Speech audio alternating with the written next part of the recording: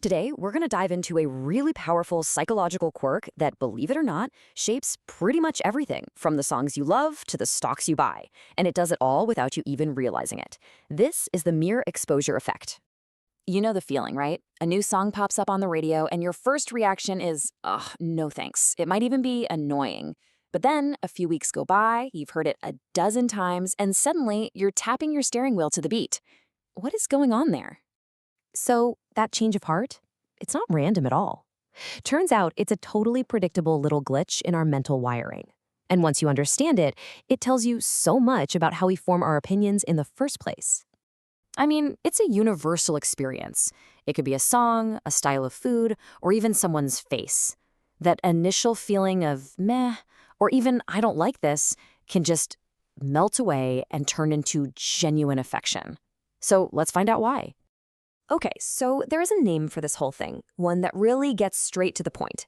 It's often called the familiarity principle. Or if we're getting a bit more technical, it's the mere exposure effect. In the core idea, it's actually incredibly simple. We start to like stuff not because it's better or has some special quality, but just because we've seen it or heard it a bunch of times. That's it. And the guy who really put this idea on the map was a psychologist named Robert Zajonc. Now, he didn't technically discover it, but his work back in the 1960s is what made everyone sit up and pay attention. So how in the world did they prove this was a real thing? Well, this is where it gets really weird and frankly kind of wonderful. We're talking about some of the most memorable experiments in psychology. All right, Exhibit A. In one of his big studies, Zajonc showed people a bunch of characters that looked like Chinese writing. Now, the participants couldn't read them, so they were just meaningless shapes. He simply showed some of the characters way more often than others. And later, when he asked people to guess which symbols meant something good, they consistently picked the ones they'd seen the most. But trust me, it gets even stranger. Over at Oregon State University, a professor had a student come to class every single day inside a giant black bag. Seriously, all you could see were his feet. Nobody knew who was in there. They just saw the bag.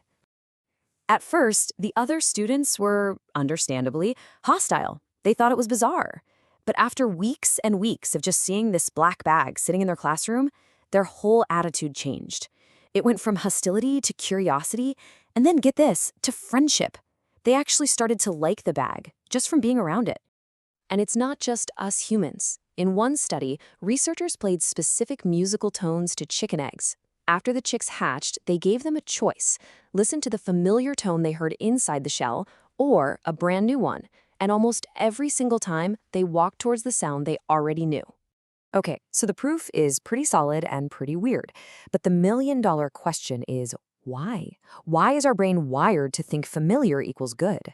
Well, there are two main theories about what's going on under the hood. So on one side, you've got Zajonc's original idea, which is called affective primacy, basically feeling before thinking.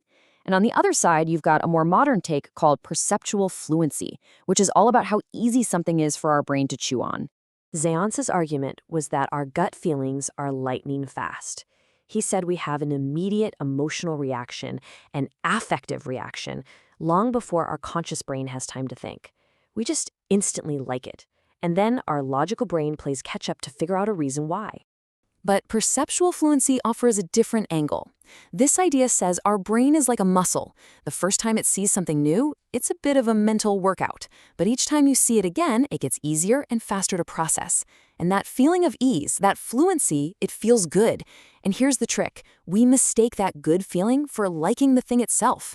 It's a classic case of misattribution. So this isn't just some weird thing that happens in a psychology lab.